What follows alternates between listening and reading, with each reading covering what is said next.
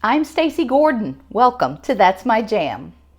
I recently made a pretty big batch of cherry jam for my daughter-in-law's baby shower. I had quite a bit left over and I decided I wanted to think of a fun way to use it up. My conclusion: homemade Pop Tarts.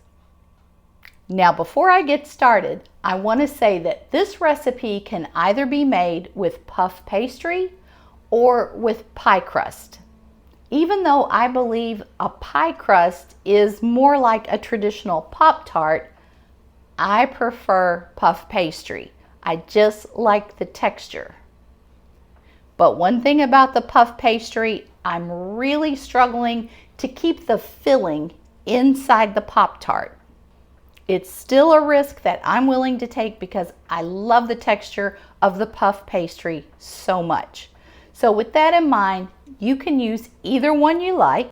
The recipe stays the same, and I'm going to show you how to make it. Let's get started. These puff pastries come 2 sheets in a box. You can thaw out one or both depending on how many Pop-Tarts you want to make. We're going to preheat our oven to 400 degrees. Once these are softened up, you want to set them aside, grab a cookie sheet, and line it with some parchment paper. For this size batch, I'm going to measure up about 1/3 cup of fruit jam. I'm going to be using some homemade cherry jam that I made. You can use store-bought and you can use another flavor. Whatever suits your taste or whatever you happen to have on hand.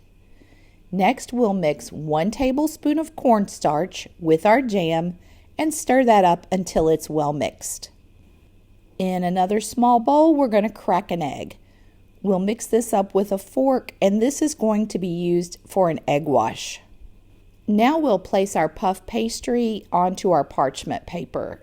If it got a little tacky while it was sitting out, you can stick it in the fridge for a bit. I'll use a pizza cutter to cut this into 3 slices. Hopefully yours will be a little straighter than mine. Now we're going to place our jam filling on the end of each one of these pastries. You want to try to get this in kind of a long line and keep it away from the edges. That's going to help it stay inside the pastry a little bit better. Ultimately, you're trying to get about 1 or 2 tablespoons onto each pastry. I'll use a little silicone brush to try to get some of this egg wash around the edges of my pastry. Hopefully, this will help them stick a little bit better.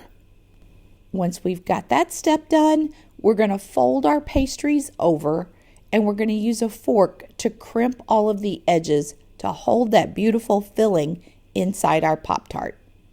I've been thinking about it, and these actually remind me more of a toaster strudel than a Pop-Tart, but it doesn't matter. Whatever you want to call it, it's going to be a delicious jam-filled treat. I'm going to put just a little bit more egg wash on the edges of these pastries, and then they are ready to go into our preheated oven. Now would be the perfect time to go tap that like button, and if you haven't already, please consider subscribing to my channel. For most of the kitchen gadgets you'll see me use, and for a lot of the things that you see in my kitchen, check out the description down below and you'll find a link to my Amazon store. While those are in the oven, we'll start working on our frosting.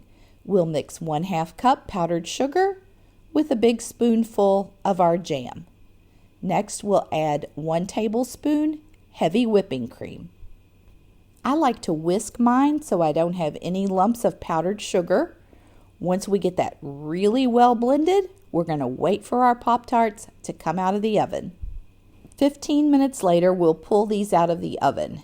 Now you can see how we had a little bit of jam bust out the sides of these Pop-Tarts, but that's okay. There's still plenty in there. I'm going to get these off of the baking sheet, put them on a plate, and then we're going to let them cool for just a few minutes before we add our frosting. While these are still warm but not hot, we're going to go ahead and start to spoon on our beautiful frosting. The amount of frosting you add is personal preference. I like to put maybe about 2 spoonfuls on each one. Then we're going to walk away and give this time to set up just a bit. I want you to take a look at just how delicious this looks. If you have any left over, they can be stored in the refrigerator, and quite frankly, I like them cold. You can see the flakiness of that puff pastry. My filling is still in there. We've got the icing on top. Guys, these are so delicious, and you can use any flavor of jam that you like, or even preserves. I don't recommend jelly, but any flavor of jam and preserves are going to work with this recipe. And I'm pretty sure your family is going to approve. I truly hope you have a fantastic week ahead. I've got some more videos coming soon, so stay tuned. In the meantime, turn off the TV, turn on some music, and just keep jamming.